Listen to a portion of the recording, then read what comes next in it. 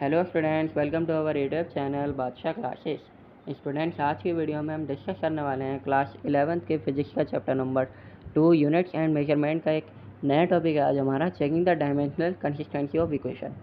इसमें dimensional consistency of equation का मतलब ये हुआ है डायमेंशन हमारी कितनी ज़्यादा कंसिस्टेंट रहती है, ठीक है। कंसिस्टेंसी उसमें कितनी है और इनकंसिस्टेंसी उसमें कितनी है, ये हम चेक करने वाले हैं। ये किससे चेक करते हैं, ठीक है। The magnitude of physical quantities में बी एडेड टुगेदर और सब्ट्रैक्टेड फ्रॉम वन अदर, ठीक है। अगर दो मैग्नीट्यूड फिजिकल क्वांटिटी मैग्नीट्यूड है फिजिकल क्वांटिटीज़ का, अगर हम उसे ऐड करें सब्ट्रैक्ट करें एक से, या फिर only if they have the same dimension, या फिर उसमें अगर खाली सेम डायमेंशन होगी एक की, ठीक है। इन अदर वर्ड्स, दूसरे शब्दों में कहा जाए, वी कैन ऐड और सब्ट्रैक्ट सिमिलर फिजिकल क्वांटिटीज़। अगर हम दो फिजिकल सिमिलर यानी कि मिलते जुलते फिजिकल क्वांटिटीज़ को अगर हम ऐड या सब्ट्रैक्ट करें दस, तो क्या होगा, physical velocity can not be added to force. Velocity हमारे फोर्स से ऐड नहीं होती है, और an electric current can not be subtracted. Electric current हमारी सब्ट्रैक्ट नहीं होती है, ठीक है स्टूडेंट। इतना वेरिएशन हमारा आता है कि वेलोसिटी हमारी फोर्स से ऐड नहीं होती है और फोर्स के साथ ऐड नहीं होता है, इलेक्ट्रिक करंट हमारी सब्ट्रैक्ट नहीं होती है, ठीक है।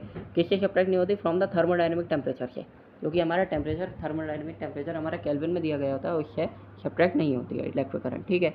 This simple principal called the principle of homogeneity of dimension. ये एक तरीके का प्रिंसिपल नाम दिया गया है इसे। ये कौन सा प्रिंसिपल है? ये है हमारा principle of homogeneity of dimension, यानी कि डायमेंशन हमारी कितनी ज़्यादा सेम आ रही हैं, होमोजेनिटी, ठीक है।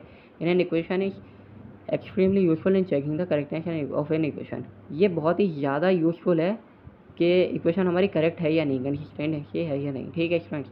If the dimension of all the terms are not same, अगर डायमेंशन हमारी सारे टर्म्स की सेम नहीं आ रही है तो इक्वेशन हमारी गलत होगी।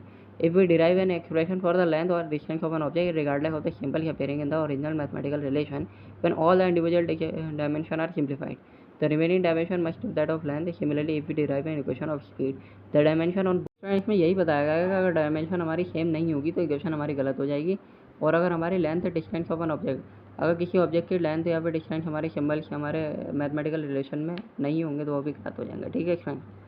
Okay, thank you friend. Channel को सब्सक्राइब करो, वीडियो को लाइक करो।